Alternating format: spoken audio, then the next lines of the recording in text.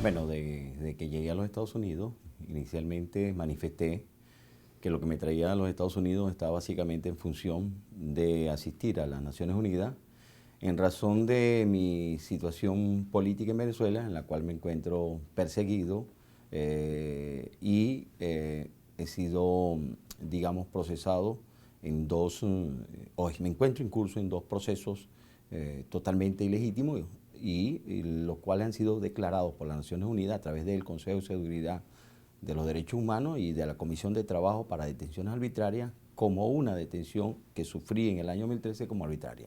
En razón de eso y un pronunciamiento de esa comisión hacia el régimen gubernamental venezolano, en el cual se me diera libertad plena, a pesar de haberla tenido en el momento como bajo condiciones cautelares, bajo medidas cautelares, y instó al régimen a que se me diera esa libertad y que igualmente se resarcieran los daños por todos los procesos, por las detenciones que había sufrido, la detención que había sufrido.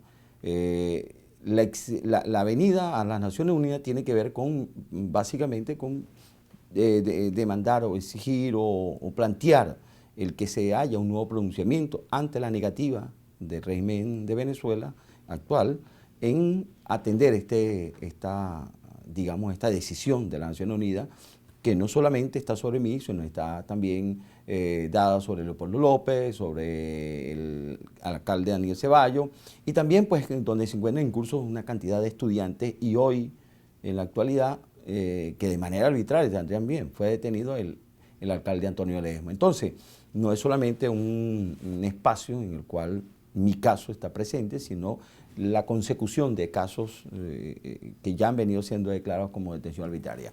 En primer lugar eso. Ahora, en espera de respuesta por parte de mi solicitud, una reunión de ir inclusive al Consejo de Derechos Humanos en Ginebra, en Ginebra, donde está la sede propiamente, pues he estado a la espera y he tenido que venir a Washington a tratar el caso de mi situación dentro del país como tal, en razón de un permiso que tengo pues para permanecer en esta mientras hago dichas gestiones. Eso es básicamente lo que me ha traído como tal desde el punto de vista de lo que es mi presencia en los Estados Unidos.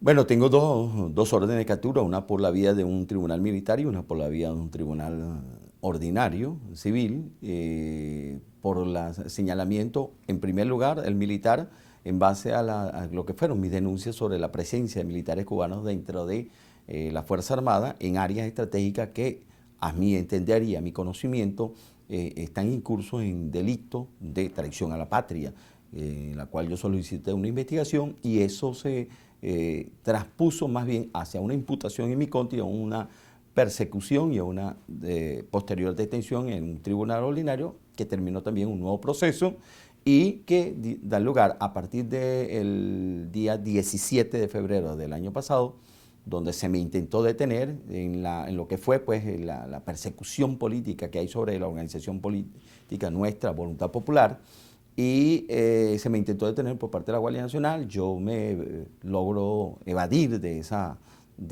detención inicial y con ayuda de la población que estaba ahí en ese momento y entro clandestino. Después me entero que hay dos órdenes de captura en esta naturaleza, como ya te señalé, es decir, que de llegar a Venezuela, por supuesto, y más allá, con todas las informaciones, todas las expresiones que ha hecho de mí, tanto Nicolás Maduro como Diosdado Cabello, pues abiertamente pues, sufriría una detención que está ya declarada de por sí como arbitraria.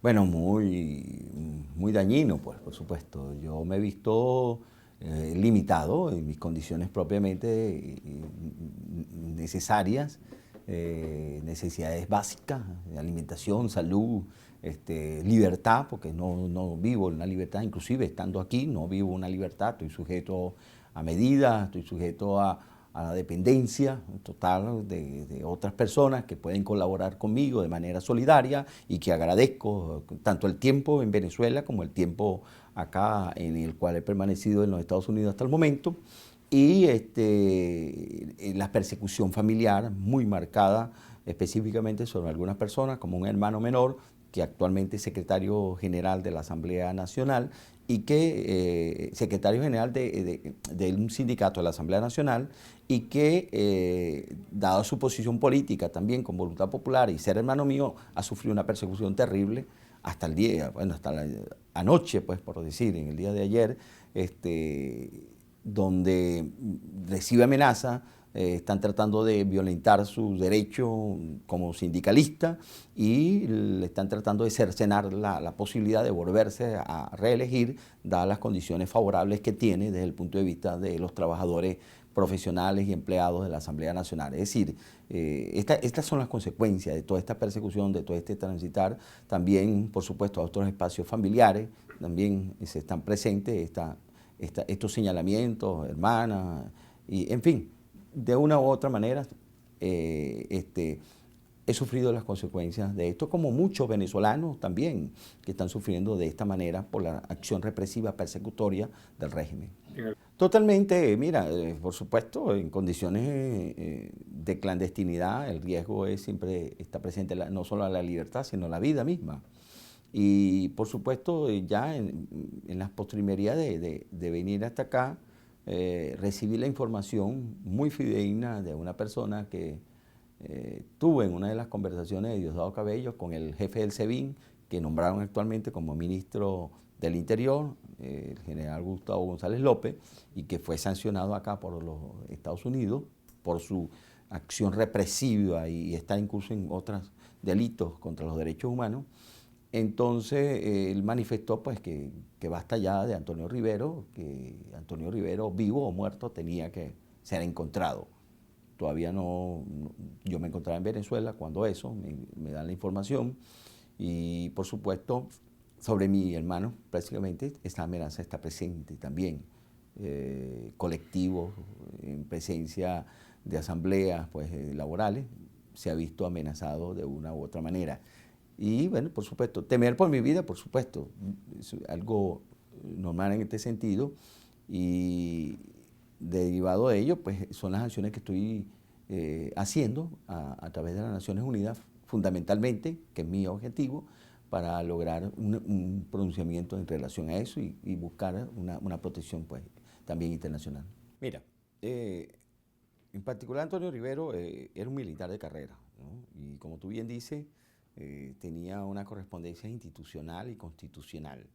Y la lealtad está dada en función del deber, no en función de ninguna persona, y como lo cita la Constitución hacia la política. Yo tuve una relación con Hugo Chávez, militar en su momento, desde la Academia Militar, que lo conocí, y un liderazgo habida cuenta de lo que significaba un superior. ¿Okay? Hay una verticalidad, hay una subordinación, una disciplina y una obediencia como superior de mi parte. Más allá también el liderazgo, pues, que está presente y su carisma y su liderazgo que nadie lo puede discutir, pues significaba en la parte militar, ojo, eso, hubo una buena relación de momento y confianza.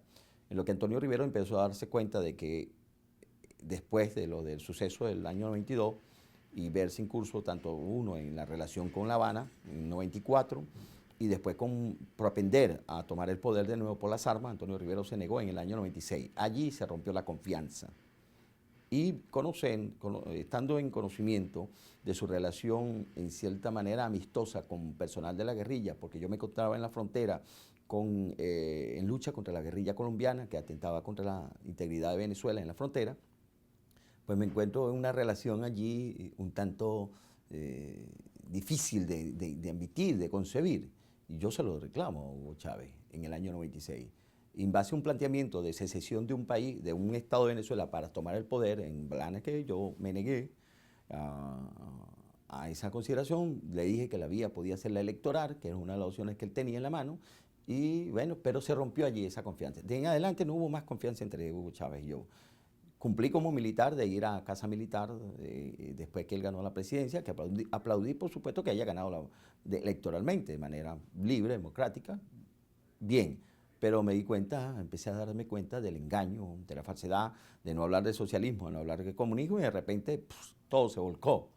O sea, entonces esto no puede ser, y yo no era, no soy socialista, ni soy comunista, no tenía esa visión de izquierda, primero porque sí era militar, y segundo porque siempre me había opuesto a esa lucha subversiva que se vieron en los años 60, por lo cual fui preparado contra eso, y ya Hugo Chávez la favorecía. En ese orden, pues, y ese realismo de fidelismo cubano, fidelismo asiduo al régimen a su momento, pues me empezó a quebrar. Yo, en el año 2002, a raíz del golpe de Estado que hubo, cuando Chávez, estoy consciente de que renunció, porque así como lo manifestó Lucas, también se hubo manifiestamente dentro de Miraflores, yo estaba allí, pues a raíz de los hechos y después que regresó, yo tuve un encuentro con él, donde no exigí, sino dije, debemos corregir los errores y debe cumplirse lo que está establecido en la Constitución y debe ejercerse. De lo contrario, si no se corrige ese error, en base al conocimiento que tenía de mi persona, yo le dije simplemente estar en la calle en medio, nacer enfrente, pero allí no volví a estar. Eso provocó que me colocaran una vigilancia directamente ahí y después no me dieron comando de tropa y me envían a Protección Civil en un arreglo con Lucas Rincón Romero, el general Lucas, que asume el Ministerio de Interior y Justicia, y me liberan de la parte militar de comando, temiendo de que yo pudiera rebelarme. En virtud de eso, pues yo hice mi trabajo, Protección Civil, y eso gané modestamente una opinión pública muy favorable durante 6 años, pero después me saca por no alinearme a la política precisamente en Cursa.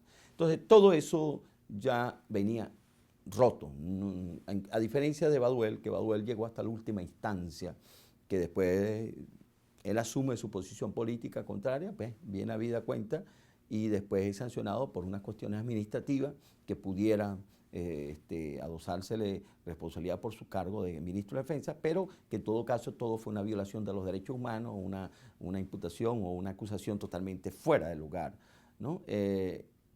Realmente ese es el Antonio Rivero que adversó en su momento y que los militares hoy en día, de una manera u otra, no pudiéramos decir que tiene la misma connotación que Antonio Rivero, porque yo no puedo hablar por ninguno de ellos de ese punto de vista, pero sí sé que en los actuales momentos, pues, la Fuerza Armada y los militares se encuentran con un descontento, con una desaveniencia, con una mentalidad disidente a lo que está sufriendo el país en las consecuencias de destrucción que están presentes y que derivado de ello, pues, tienen un deber constitucional que en todo caso adversan en el ejercicio del comando dentro de esa subordinación obediencia, plantean, y es lo que ha venido siendo un seguimiento, una persecución también interna de la Fuerza Armada, que termina con las detenciones y señalamientos de supuesta conspiración como han ocurrido hasta la actualidad. Entonces, eso es lo que te puedo decir en cuanto a Antonio Rivero, lo que fue Baduel en su momento, quien adversó a Chávez al momento de salirse, él adversaba algunas cosas, pero posteriormente, pues, un devenir de situaciones en la Fuerza Armada que yo estando, después que salgo de Protección Civil, me doy cuenta con la presidencia cubana y termino denunciando a lo interno. Al no haber respuesta a lo interno, decido irme de baja cuando aún me quedan 6 años de carrera y comienzo mi denuncia y mi carrera política donde comienza la persecución. Mira, la injerencia tiene un nivel estratégico, tiene un nivel ideológico, tiene un nivel estratégico que se sitúa en la ideología, se sitúa a través de la educación hacia los cambios doctrinales de la guerra, en los conceptos que, como se conocen en Cuba y se dirigió desde Cuba, en la parte organizacional, que es similar hoy a la de Cuba, se le dibujó como tal cual, y a través de de la reforma de la Ley Orgánica del 2007 transfiguró esto. A nivel digamos, de equipamiento a la Fuerza Armada, en el conocimiento de ello y en la determinación de cuál es el equipamiento, en la elaboración de planes de seguridad y defensa, lo que es gravísimo y es donde yo muestro mayor, digamos, mayor prueba, porque he mostrado videos, fotografías de cómo a oficiales cubanos se les enseña en posiciones de planes para ser transformados totalmente contraproducente. Entonces, este nivel de penetración era a nivel de Estado Mayor, a nivel de cúpula militar, básicamente. Inicialmente entró muy subrepticiamente con una gestión de mantenimiento, una construcción de ingeniería a través de túneles y fortificaciones militares, no cuarteles, sino fortificaciones que dada la construcción que existe en Cuba, muy avanzada, de túneles, de lugares donde se hace mantenimiento y para protección ante el concepto de una guerra de resistencia, tal cual como se sitúa en Vietnam, pues esos túneles de pasillos existen en Cuba igualmente. De eso se trató de implementar y llevar a Venezuela bajo esa concesión. Uno, el mantenimiento de guarda, que en Cuba hay buen mantenimiento desde el punto de vista de la necesidad que tiene de no comprar armamento, no, sino mantener lo que tiene por la escasez de recursos.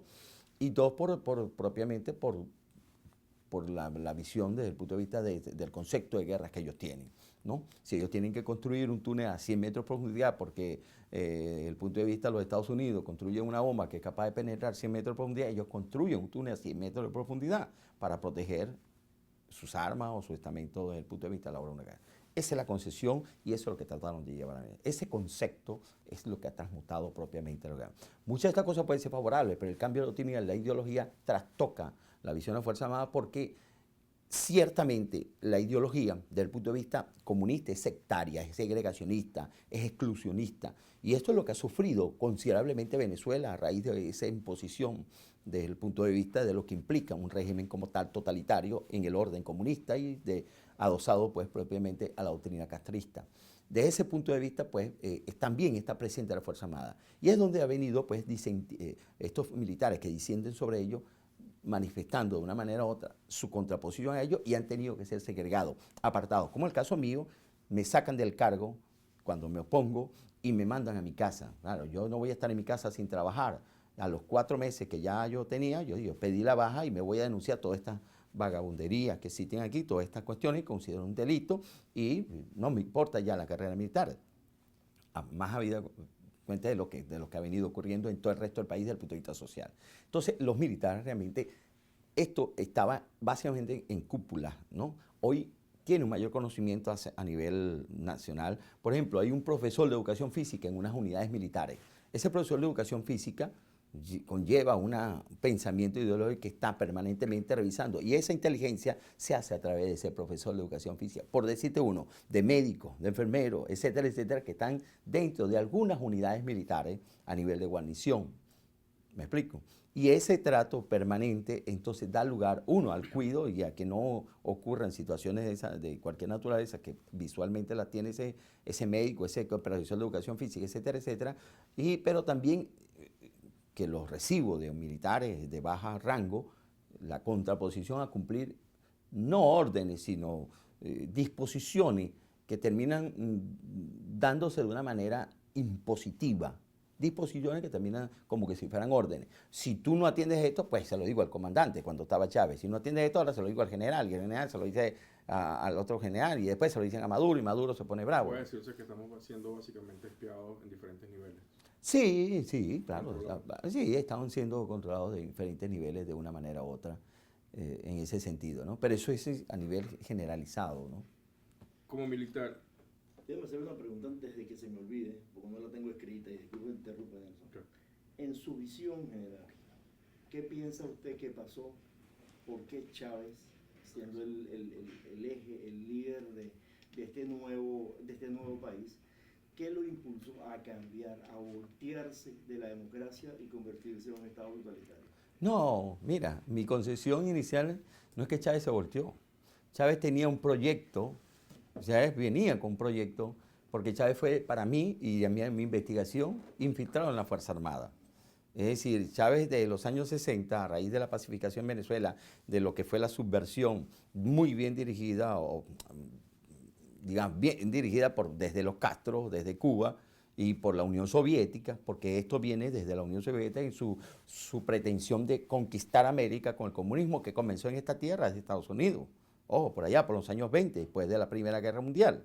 Y que se transpuso después a Brasil, después que se esparció por México, etcétera, que vino la Segunda Guerra Mundial. Y como el petróleo marcó un elemento de poder después de la Segunda Guerra Mundial prácticamente, y Venezuela se consolidó como el mayor proveedor de Estados Unidos desde ese punto de vista, pues Venezuela se situó en el objetivo del comunismo para conquistar por lo menos Sudamérica. Y allí, en ese proyecto, surge la infiltración en la Fuerza Armada a través del Congreso, con la pacificación que ocurrió en Venezuela de subversión, y posteriormente, pues allí entra Hugo Chávez Frías. Y Hugo Chávez Frías fue, bajo su personalidad, su carisma, etcétera, proyectándolo. Fíjate que en el 1970 decía un famoso guerrillero venezolano llamado Clever Ramírez, en 1970, dentro de 20 años haremos lugar la revolución en Venezuela. ¿Por qué dentro de 20 años? Porque en 20 años esos militares, esos jóvenes, bachilleres que estaban incursionando en la academia militar, que se graduaban después oficiales, como Chávez en el año 95, pues serían tenientes coroneles.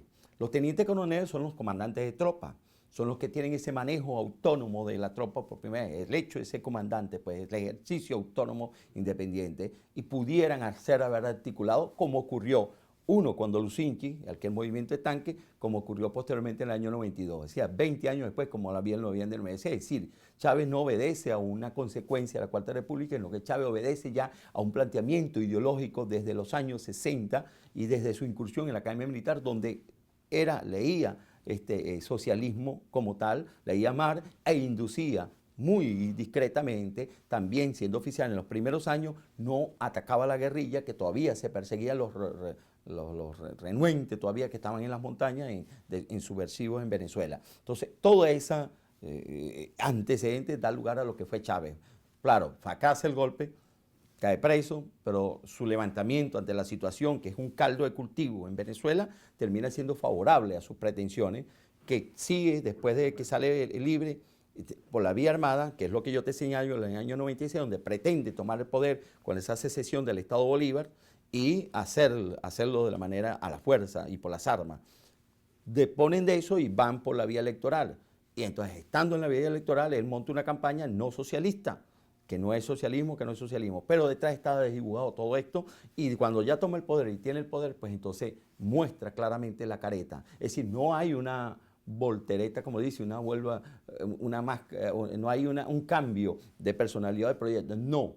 Ya venía en curso, simplemente que lo mascarió, lo solapó, lo colocó, lo tenía detrás de bastidores y posteriormente, pues, ya con el poder lo muestra públicamente. ¿Cuál es su opinión personal como militar? La ley 86110, del general que la impuso y de lo que significa para la sociedad civil venezolana. Mire, es una licencia para matar de una manera muy grave, muy grave. Eso tiene una complejidad en el análisis y en la consecución de ella, defenestrando el derecho a la vida de una manera muy, muy fuerte. Si te pones a ver, veamos el caso de la muerte del estudiante de Kluber. ¿Por qué actúa ese policía de esa manera? Porque tiene un respaldo de un elemento legal. ¿Me explico? Y tú ves la opinión del policía después de esa muerte, preso, o sea, está con un abatimiento por toda la presión, pero esa resolución marca la pauta de ese. Es decir, prácticamente ahorita a la tropa militar y a la tropa, digamos, policial, le caería la pena de muerte si cometieran un delito de esa naturaleza, pero detrás están las órdenes y está esa resolución que es una orden, en la cual pues es más asesino pues el que da la orden, el que impone esa resolución, que propiamente el propio policía o el guardia nacional que es capaz de ejecutarla. ¿Supeditado a qué? No hay una preparación psicológica. No hay una preparación singular de ese personal que, habida cuenta, viene de zonas sociales, de una condición cultural o psicológica, digámoslo así, no preparado para saber interpretar una amenaza que implique la institucionalidad y la vida de sí mismo y disparar. Cuando eso, no es lo mismo el soldado que tiene un objetivo, un enemigo incierne desde el punto de vista militar y se le prepara para eso ante la amenaza que significa para su país y la defensa de la patria. En ese orden está totalmente desdibujada otra naturaleza. Entonces te pone a la propia población como un enemigo, como una amenaza enemiga sobre su humanidad y termina desbocadamente, desmedidamente accionando un arma porque tiene un respaldo jurídico. Es decir, la actitud psicológica no le permite evaluar culturalmente el escenario presente en el momento y lamentablemente termina en estas condiciones muy, muy graves desde el punto de vista de lo que implica esa ley. Es decir, yo rechazo rotundamente Esta vez rechazamos rotundamente esta resolución y las Naciones Unidas, las organizaciones no gubernamentales, los derechos humanos en cualquier instancia deben hacer instancia mundial en rechazo a esta medida como tal, porque transgrede totalmente el derecho a la vida más que de la libertad propiamente que está en estos momentos violentada en Venezuela. ¿Qué opinión le merece un compañero de carrera que está ejecutando esa orden y qué haría Antonio Rivero si le dicen esta es la orden que usted tiene que seguir, esta nueva ley 862? Totalmente la rechazo. O sea, ¿Y qué le dice eso a usted del estado actual de las Fuerzas Armadas? ¿qué le dije? ¿Qué le dice eso a usted del estado de las Fuerzas Armadas? No es de la Fuerza Armada, ojo, es de unas personas, es de una cúpula que establece una directiva, que establece una dirección, que establece un ordenamiento, ¿sí? Y que lo busca implementar por la vía, digamos así, de la fuerza, porque la orden en el contexto militar es una acción de fuerza, debe cumplirse, ¿me explico? Debe cumplirse. Ahora, aquí debe haber rechazo, en primer lugar, desde el punto de vista jurídico, porque ninguna orden de esta naturaleza que atente contra la vida deja de ser un delito de lesa humanidad en las condiciones que están presentes. Y por lo tanto, no escapa que ningún funcionario militar o civil que pueda cumplir esta orden pueda sufrir los perjuicios de un proceso en su contra por delitos de lesa humanidad. En ese sentido, en primer lugar, debe atender eso que no le ampara como no le está amparando a este policía en los actuales momentos y que básicamente ha sido el conejillo de India que se ha situado en los actuales momentos.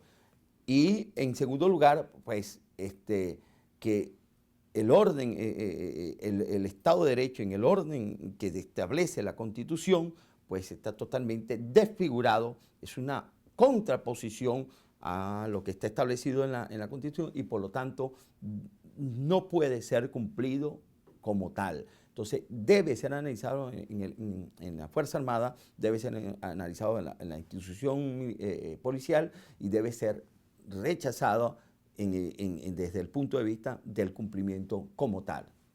El presidente Obama anunció el lunes que declara a Venezuela una amenaza para los Estados Unidos.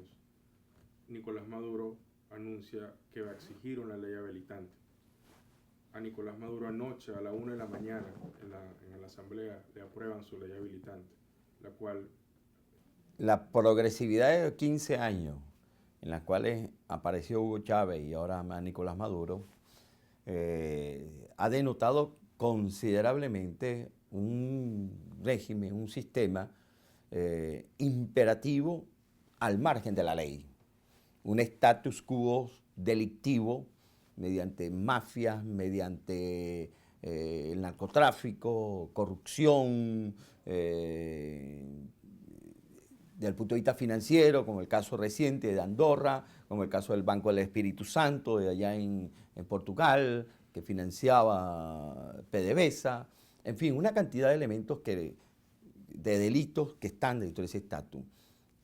Eso no solamente lo está sufriendo en estos 15 años la Venezuela.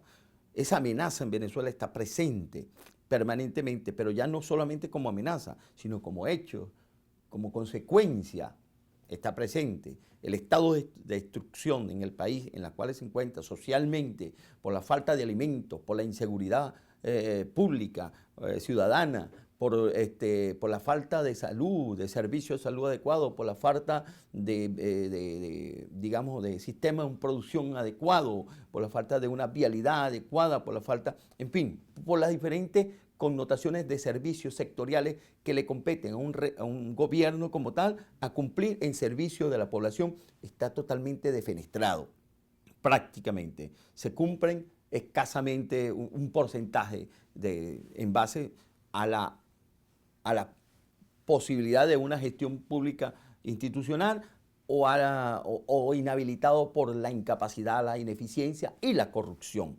Un estado de esa naturaleza, en lo interno, bajo esa amenaza que la vive, ya no puede quedar aislado del mundo, no puede ser ajeno al mundo, a la situación, y principalmente sobre los derechos humanos. Principalmente sobre los derechos humanos son universales. Entonces, cualquier violación de derechos humanos no solamente le compete a Venezuela en el orden de la justicia, que no existe. sino también compete en el orden internacional. Sumado a ello están los elementos pues, configurativos del narcotráfico, del terrorismo y de acciones financieras que trastocan la claridad de un manejo pues, en el orden internacional financiero. Eso afecta hacia aguas afuera, en los cuales Venezuela tiene una relación. Con los Estados Unidos, en forma particular, puede representar una, digamos, una incidencia que, derivado de las leyes internas de los Estados Unidos, pudiera representar o establecer o caracterizar como una amenaza. Eso está presente. Administrativamente ellos tienen toda la potestad de calificar lo que incida sobre ellos y está saliendo de Venezuela o de cualquier país del mundo, porque no es solamente el caso de Venezuela. Esto lo han establecido antiguamente para otros países. Entonces, la amenaza no obedece a un orden sobre Venezuela. Por supuesto, no se puede dejar de ver a Venezuela o de mencionar a Venezuela como tal. Ahora, esta amenaza, esta visión de amenaza o declarar amenaza no está bajo un orden militar, un intervencionismo, un tratado de la Haya, no. Está en función de establecer unas medidas o unas sanciones que deriven en la gestión administrativa de un gobierno para proteger los intereses que están establecidos particularmente aquí en los Estados Unidos. ¿Qué quiere decir? Que en ningún caso esto obedece a un intervencionismo, obedece a una pretensión, mi apreciación y mi análisis que he tenido hasta el momento, a una pretensión de invadir o de ingerir sobre Venezuela en los aspectos que corresponden propiamente a una movilización militar o a impedir que Venezuela se realice una gestión política o pública a través de estas sanciones. Aquí las sanciones han estado individualidad, han sido individuales, muy puntuales, y pueden venir más porque hay más incursos en delitos de la misma calificación que han planteado. Entonces, yo pienso que aquí hay una parafernalia, un grito muy alocado de decir, por hablar de amenaza como tal, o mencionar a Venezuela. Yo pienso que está muy bien habidas las sanciones y respetables en el derecho administrativo internacional, el derecho internacional, que es una gestión administrativa, y la caracterización, por supuesto, de cómo ellos pueden tener. Detrás de ellos puede haber mucho más información que a lo mejor los Estados Unidos son los que tienen que responder por qué calificación de amenaza. ¿Me explico? Este es mi análisis desde el punto de vista de lo que yo considero, y por supuesto todo país tiene que ser respetado. Venezuela puede, digamos, en un orden bien establecido, no en la actual es sin respeto, porque Venezuela no ha respetado, para empezar, las consideraciones ni internas ni externas en su señalamiento. Y el que haya habido pues una declaración de emergencia también obedece específicamente a ejecutar las sanciones que tienen habida cuenta que desarrollar. De acuerdo a lo que he podido leer, administrativamente tiene que haber una consideración, y esa consideración es que se cumple para todos los países y se ha cumplido para multiplicidad de países. No es un caso especial Venezuela, y decretan pues el que hay una emergencia para poder ejecutar las sanciones en cuestión. Y asimismo para los financieros en cuanto a amenazas, porque el caso Andorra, que acaban de ser señalados y en los cuales se ha venido lavando dinero, quién sabe de qué naturaleza, bien sea por corrupción o bien sea por narcotráfico. Entonces, interpretar esto en las condiciones actuales de esta manera no es una exageración, no es un doblez ante lo que pueda ser la visión de los Estados Unidos como tal, sino es una explicación debida, bien fundamentada, para no caer en expresiones que conllevan, pues, por supuesto, a Maduro o a la Asamblea Nacional en razón de todo lo que les viste o que saben que tienen, están incursos en delito de violación de derechos humanos, de narcotráfico, inclusive de terrorismo, su relación con grupos terroristas, su relación con países que tienen una connotación totalitaria, en fin. La amenaza con consecuencias extremas ya está en Venezuela. Proyectadamente, hacia el ámbito internacional, Venezuela no está aislada de ese mundo. Y bajo los derechos universales y bajo consideraciones de derechos universales, derechos humanos universales que existen, y bajo las consideraciones paralelas que están, pues cualquier país del mundo puede estar dentro de su ordenamiento jurídico, señalar lo que señaló actualmente los Estados Unidos. Bueno, mira, no deja de ser una cuestión especulativa, ¿no? Sin embargo, como ya te dije, detrás de esta evaluación, los Estados Unidos pueden tener mayores fundamentos que a lo mejor los mostrará en cualquier momento. Y de ese punto de vista pudieran, ante la expectativa mundial, como digamos, dar razones específicas como esa, de que eso es lo que le obedece el de gran amenaza. No lo puedo señalar, pero hasta ahora, de acuerdo a la explicación y que dio Obama en su momento, vemos y lo que se conoce o que puedo conocer administrativamente de los Estados Unidos, obedece en esta situación. La amenaza se cataloga para poder establecer una defensa ante lo que es la incursión de un dinero mal habido a través de trámites financieros que se encuentran en el orden internacional y le forma una barrera. Ante una amenaza, una barrera. ¿Me explico? No hay más. No representa más allá. Ahora, si hay algo, ahora es lo visual, pero si representa algo más, pues puede ser que tenga mayor fundamentación. Cosas como esa, la asociación al terrorismo, el que a través de un pasaporte, de otorgar cédula venezolana, etcétera, etcétera, y poder tramitar desde ese punto de vista alguna entrada a los Estados Unidos, pueda estar, siempre está presente el riesgo. Pero ese riesgo no es jalado por los pelos, por decir, no es una cuestión eventual ni que se le ocurre, no. Hay hechos. La relación de Venezuela con Irán, la relación de Venezuela con países, con grupos extremistas del Medio Oriente, y particularmente ese sector, la relación muy marcada, muy señalada con la FARC, y en fin. Entonces, son elementos que están allí y que no necesitan esconderse o digamos, negarse para poder decir que pueden estar de todo esto. Han sido, ya va 16 años, pues, prácticamente un transitar, un proceso que ha venido construyendo de una manera negativa por parte del régimen venezolano.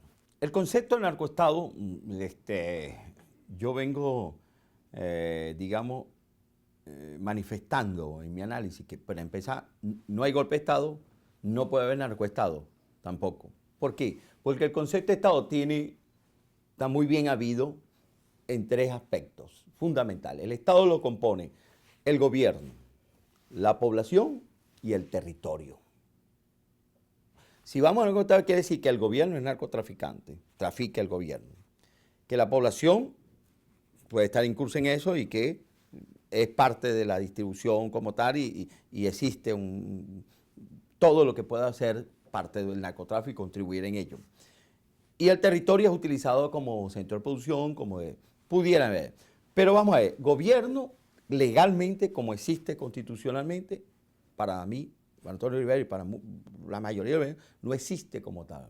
Existe un régimen gubernamental que se sitúa en lo ilegítimo desde que Maduro es señalado como colombiano y hay pruebas de que es colombiano, pero que no se puede probar. No es que no se pueda probar, sino que no se puede alegar en los aspectos jurídicos porque quien tiene que hacerlo está a favor de ello.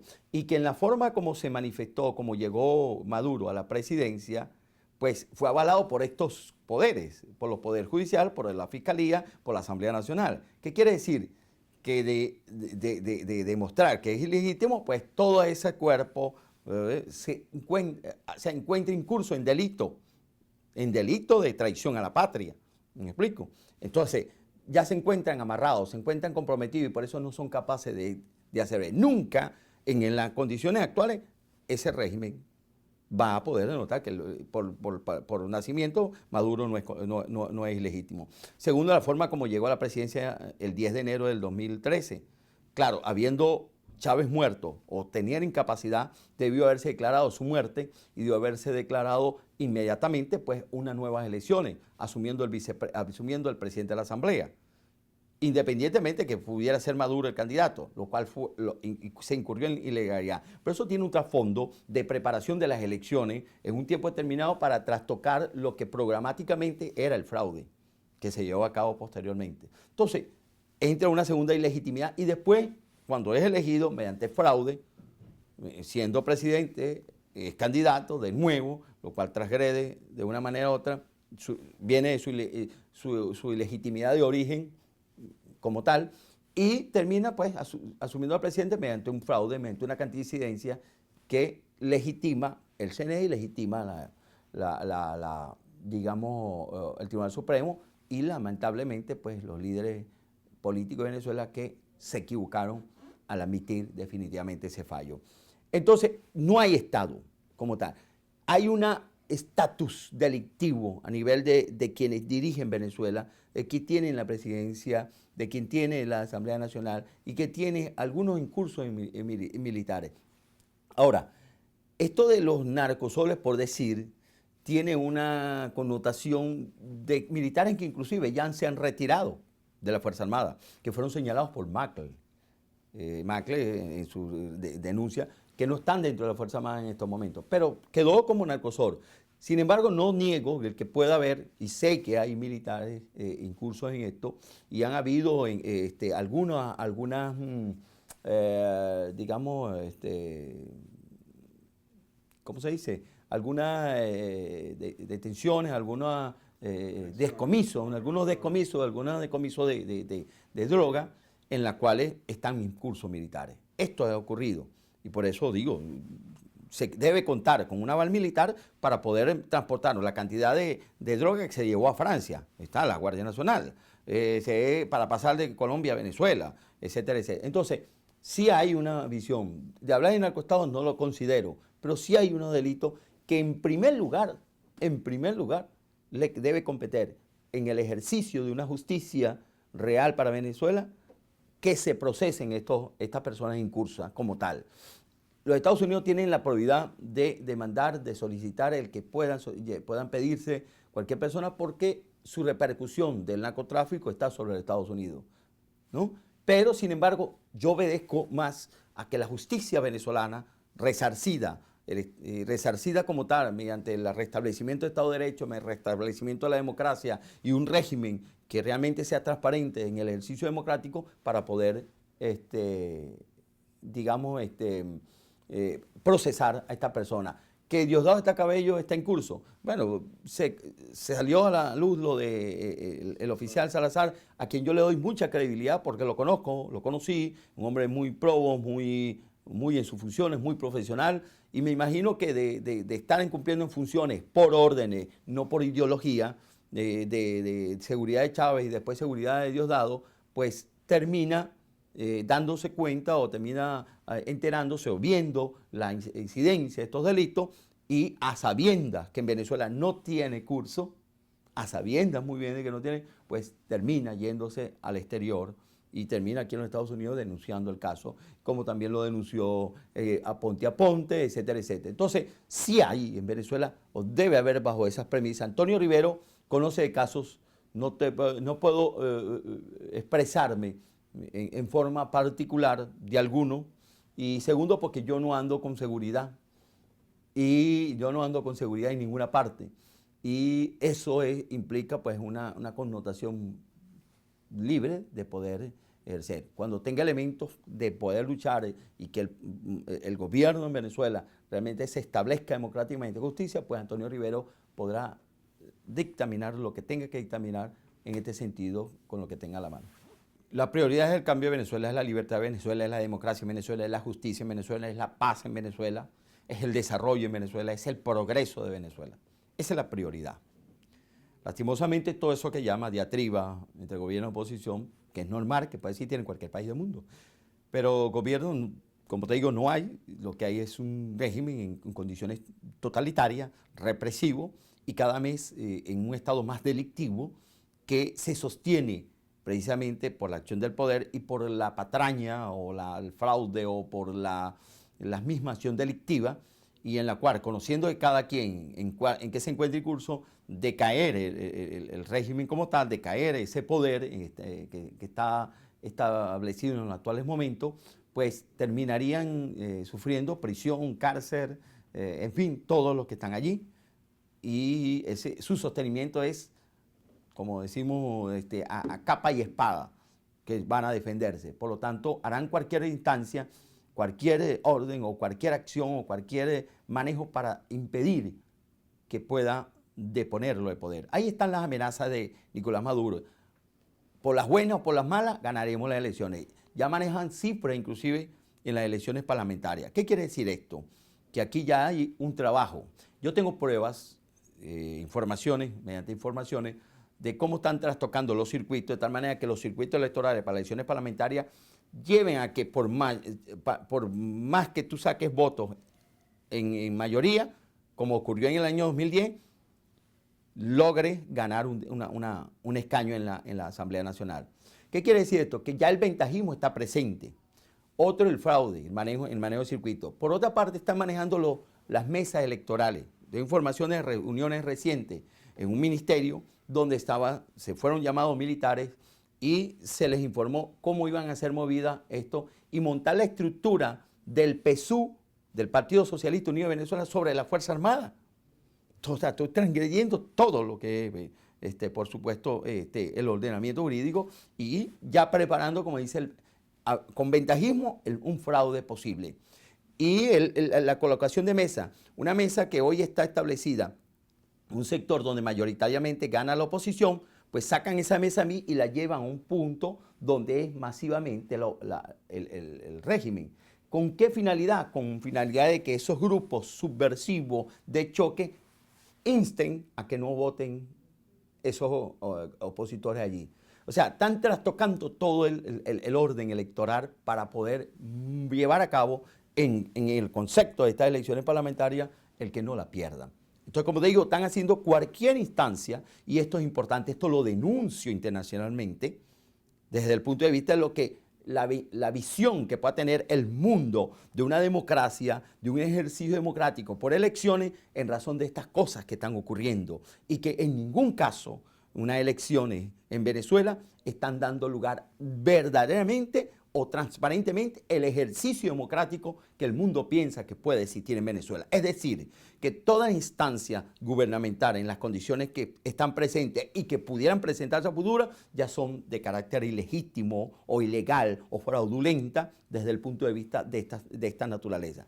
¿Qué quiere decir esto? La oposición en el orden, digamos, directivo o de líderes que están presentes, por ejemplo, a través de la Mesa Unidad, tiene que entender esto y tiene que caracterizar esto y tiene que saber esto y debe saberlo y debe tomar acciones desde el punto de vista de que no puede ir a unas elecciones o no debe, no es que no pueda ir a unas elecciones o negarse como en el año 2005, sino que debe evitar que unas elecciones se realicen con esta naturaleza fraudulenta, trastocada y manipulada en función de perder las elecciones y lograr. Y estoy claro y estoy convencido, más allá de esto, que inclusive ganando las elecciones parlamentarias no se va a generar el cambio político en Venezuela necesario para que haya justicia, porque hay elementos suficientes desde el punto de vista de lo establecido ya en los otros poderes, el poder judicial, el poder electoral, el poder moral a través de la Fiscalía, a través del Ministerio Público, donde ya los eligieron, que de manera inconstitucional, como fue declarado en diciembre pasado, pues pueden realizar, uno, anulaciones de leyes que provee esa asamblea, siendo contraria. Dos, que Contraloría, las tres funciones de la asamblea son Contraloría, legislación y promover desarrollo, ¿no? Desde el punto de vista. Bueno, la legislación las pueden trastocar, pueden no darle el ejecútese. ¿Y quién ejecuta las leyes? Ejecuta la presidencia, el ejecutivo como tal, ¿no? Pueden ejecutarlas estando en contra o estando desaveniendo lo que ellos ya han establecido. ¿Puede el Tribunal Supremo declarar inconstitucional? Claro que puede hacerlo. Es decir, todo esto está trabajado desde ese punto de vista, porque de ocurrir, por ejemplo, una Contraloría y llegar a determinar, entre comillas, una corrupción, pues ¿quién la va a sancionar? ¿Qué fiscalía, bajo la premisa de sanciones propiamente, la puede ejecutar? ¿O qué tribunal, desde el punto de vista de justicia, cuando no puede ser removido porque te requiere las 2/3? Y muy difícil, que para lograr los 2/3 requería entre el 80 y el 90% de la votación. Entre el 80 y el 90%. Si con la trastocación de los circuitos en el año 2010 requiere por lo menos casi el 80% para los 2/3. de la Asamblea para poder remover ese Congreso. Pero si lo van a trastocar de nuevo, quiere decir que es mucho mayor el nivel. Entonces, hay que darse cuenta que hay una realidad de país, hay una realidad de un sistema, de un régimen que está imperando en Venezuela y que en ningún caso va a ceder su posición, no por solo el poder o por querer hacer un bien a Venezuela desde el punto de vista de una gestión pública, sino porque están tan, digamos, empantanados, están tan llenos de lodo desde el punto de vista delictivo que difícilmente pueden ceder porque saben que caerán presos, caerán a la orden de una justicia nacional o internacional.